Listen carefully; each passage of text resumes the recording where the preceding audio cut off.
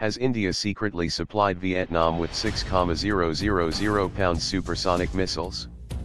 When asked specifically about the acquisition of the BrahMos, Vietnamese Foreign Ministry spokesperson Thi Thursday Hang said on August 18 the procurement of defense equipment by Vietnam is consistent with the policy of peace and self-defense and is the normal practice in self-defense.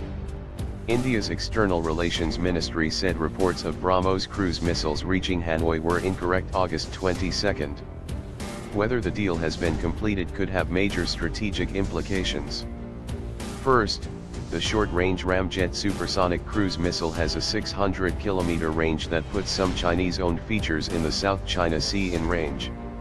The level of tension between Hanoi and Beijing peaked recently when the People's Liberation Army threatened to attack Vietnamese posts in the South China Sea if a joint venture between Hanoi and Madrid to explore oil fields there wasn't called off.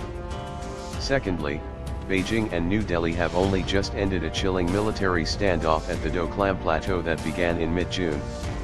With bilateral relations between China and India already sensitive, the shipment of the fastest missiles on Earth to Vietnam could spark unwanted rifts. The BrahMos is made jointly by India's Defence Research and Development Organization and NPO Mashinostroyenia, which was formed by New Delhi and Moscow in 1998. Vietnam remains a central aspect of India's Act East foreign policy initiative to build influence in Southeast Asia. In the same way Beijing has cultivated ties with Pakistan, a country perennially at odds with India, Prime Minister Narendra Modi has sought deeper relations with Hanoi, the diplomat reports. In 2016, Modi made the first trip by an Indian Prime Minister to Vietnam in 15 years as the country's leaders toasted to 10 years of strategic partnership.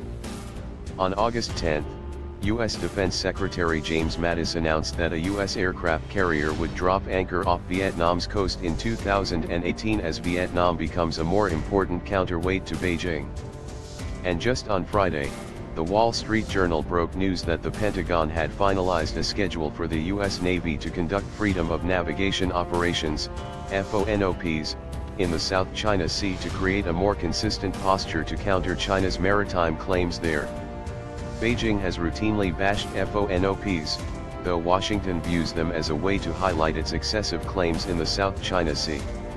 U.S. Pacific Command has completed the finishing touches on a plan to conduct 2 or 3 FONOPs over the next few months, unnamed U.S. officials told the WSJ.